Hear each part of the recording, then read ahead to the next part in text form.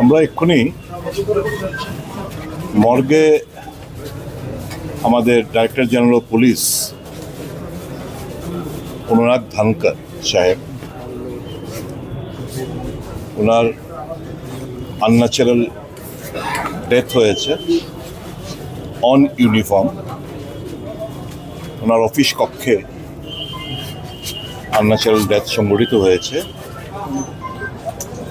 দীর্ঘদিনের সম্পর্ক,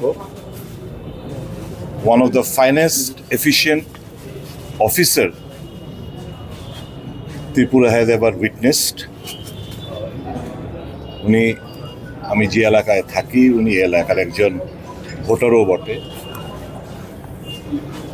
তো ওনার এই ঘটনা শুনে আমরা দুজনে একটু মফস্বল ছিলাম, ছুটে এসেছি ওনাকে দেখার জন্য, সমবেদনা জ্ঞাপন করার জন্য। এই মুহূর্তে যেহেতু এটা আনন্যাচারাল ডেথ, আমাদের পক্ষে এই মুহূর্তে এর থেকে বেশি কমেন্ট করা ঠিক হবে না। তবে এটুকু অনুরোধ করব উচ্চপদস্থ পুলিশ আধিকারিকদের কাছে, one of the finest and efficient police officer এর এই আনন্যাচারাল ডেথ, তার রহস্য উন্মোচন সত্যিকারের অর্থে নিশ্চয়ই করবে। কি পরিস্থিতিতে এরকম উনার পরিণতি হলো, সেটা নিশ্চয় সঠিক তদন্তের মাধ্যমে বের হয়ে আসবে। কি মানসিক প্রেশার ছিল, লাস্ট কয়েকদিন ধরে আমি আরেকজন উচ্চপদস্থ পুলিশ আধিকারিকের সঙ্গে কথা বলছিলাম। কয়েকদিন ধরেই, গত 2-3 দিন ধরে উনি একটু মেন্টাল অ্যাংজাইটিতে ছিলেন। কিসের অ্যাংজাইটি, এই সমস্ত কিছু খুঁজে তদন্তের মাধ্যমে, এরকম তো একটা নজিরবিহীন ঘটনা আমাদের রাজ্যে তো নয়, ভারতে অন ইউনিফর্ম অফিস কক্ষে, বাড়িতে করতে পারতেন, বাড়িতে হতে পারত unnatural death. On uniform office কক্ষে এই আনন্যাচারাল ডেথ সংঘটিত হওয়া অনেক কিছু বিবরণ দেয়।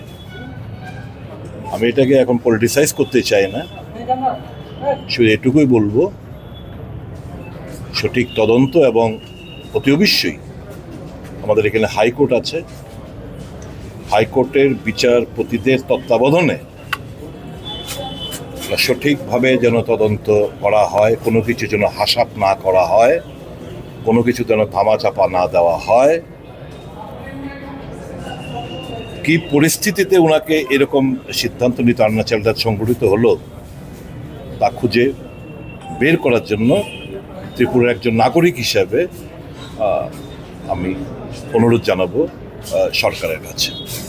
কোনো মানসিক চাপ